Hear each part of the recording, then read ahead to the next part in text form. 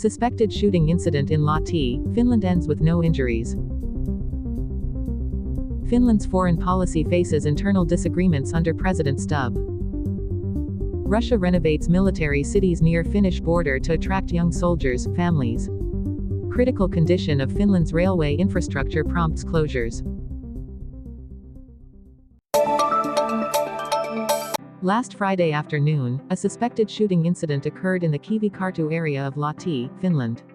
According to the police, they received a report of the event shortly after 3 p.m. Several witnesses claimed that shots were fired from a balcony in a residential building. One of the witnesses, Suilvi Rikonen, who lives in the same building, shared that she heard 3 loud bangs and saw a man crouching down to hide right afterward. Fortunately, no injuries have been reported. The police have cordoned off the area and advised residents to avoid it. At around 5:45 p.m., they arrested the suspect without any confrontation. The investigation is ongoing, and the police are expected to provide further updates the following morning.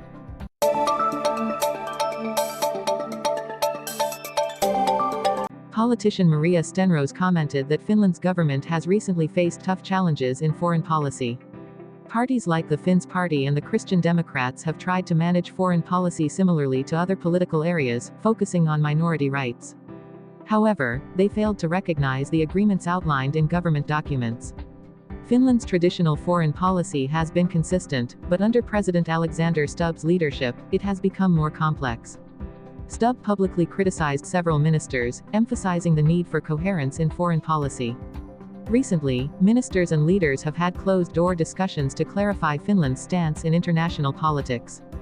Stubb emphasized that public disagreements in foreign policy could weaken Finland's position on the global stage. Despite differences, the government decided not to cancel the controversial decision but will actively engage in equality efforts in Ukraine.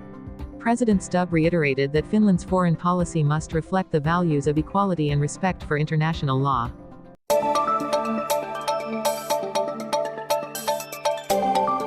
Russia is renovating closed military cities near Finland's border to attract young military families to live in the northern region.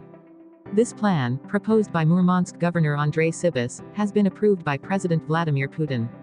The project will allocate 42 billion rubles, approximately 400 million euros, over the next 3 years to upgrade residential buildings, schools, and kindergartens. The Murmansk region has more closed military cities than anywhere else in Russia. These areas only permit access to military personnel and residents with special clearance. The renovations aim to address the population decline in the northern regions. According to expert Pentti Forsström, the renovation doesn't pose concerns for Finland, as it aligns with Russia's long-term strategy to improve living conditions in Arctic areas with strategic military importance. These closed military zones received significant investment during the Soviet era, but much of the infrastructure deteriorated after the Soviet Union's collapse.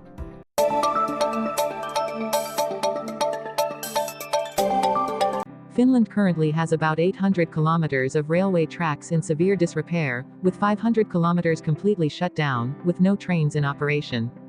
One of the affected routes is the Suupahiane line, where the roadbed has eroded, and many bridges are in poor condition, with one in a particularly critical state.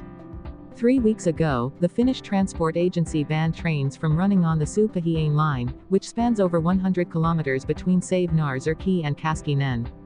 In addition to Suupahiane, several other railway lines have been closed due to poor conditions. Of the 6,500 kilometers of railways across the country, 300 kilometers are under special monitoring, with measures such as speed and load restrictions to reduce stress on the tracks. The condition of railway bridges is also concerning, with about 4% of the 2,500 bridges nationwide in very poor condition. The bridge crossing the Kirkonmaa River on the Suupahiane line is severely corroded and requires complete replacement, as it no longer meets safety standards.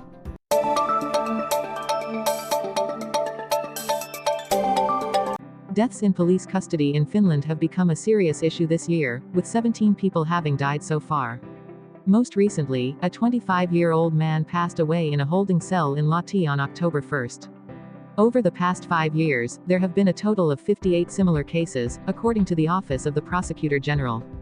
To address the situation, Finnish police are preparing new regulations for supervising detainees. The draft guidelines are expected to be completed by the end of this year and will undergo a feedback process from police units before implementation. Reports indicate that substance abuse has played a significant role in over half of the deaths. The new guidelines are expected to clarify the frequency of supervision and technical measures to support monitoring, though they cannot entirely replace direct oversight by the police.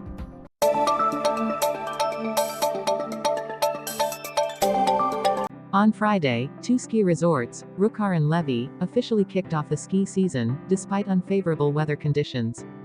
At Ruka, hundreds of ski enthusiasts gathered in the area despite heavy rain. Meanwhile, at Levi, nearly 2 kilometers of slopes and trails were open to the public.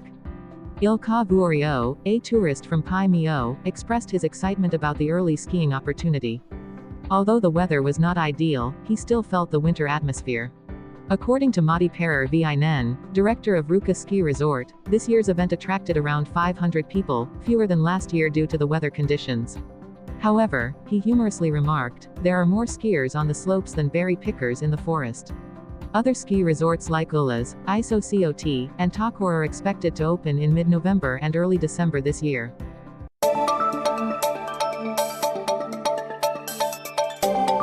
A drone incident in July led to a spy weapon investigation in Helsinki when an operator accidentally crashed a drone into the Pasila Tower link, where drone flights are prohibited without special permission.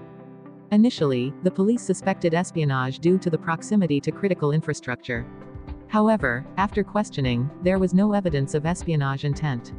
The operator, a young man new to flying drones, lost connection with the device while flying through an area with many power lines, causing the drone to collide with the tower.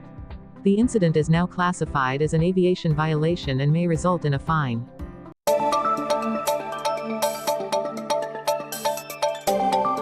A heated debate is currently ongoing over a clean water supply project on Kirkonmaa Island, near the city of Kotkar. The city granted €100,000 to support the construction of a seawater desalination system for Kirkonmaa and Renki Islands. However, the desalination system is currently unable to produce drinkable water, raising concerns from the sponsor about the use of funds. According to reports, only part of the grant was used for purchasing and installing the system. While Renki spent over €55,000, the system at Kirkonmaa only cost €38,000, which is less than the €50,000 allocated by the city.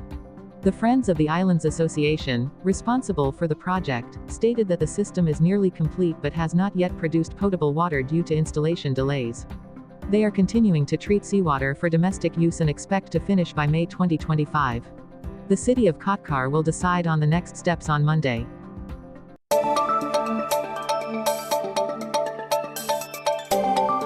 A valuable building in Lahti changed ownership more than 2 years ago but is now facing foreclosure due to unpaid bills. The current owner, an auto repair entrepreneur from Mikkeli, has expressed unwillingness to get involved in the crisis. The building, previously owned by a well-known family, is under investigation by the police for financial misconduct. Heating bills have gone unpaid, leading to service cuts, and the debts are mounting. The Mikkeli entrepreneur found himself drawn into the situation due to a connection with an accountant with a history of financial crimes. Terry Lagus, a lawyer representing the real estate investment company, decided to cease investments in the project after discovering the partner's lack of transparency. The building is now up for sale, and debts are being recovered.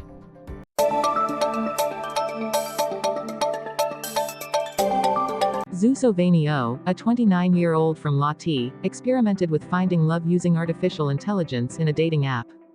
Despite previously using dating apps without success, Vainio decided to try technology-assisted matchmaking.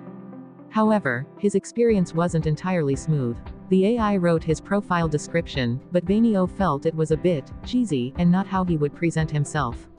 Moreover, the photos chosen by the AI for his profile didn't meet his expectations.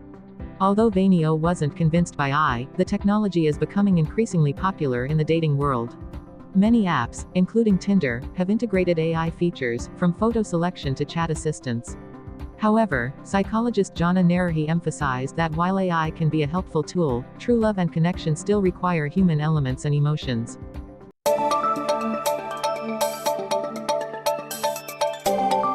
In Finland, a dog named Tika was euthanized after showing severe neurological symptoms, believed to be caused by consuming a bone treat from Hau-Hau champion.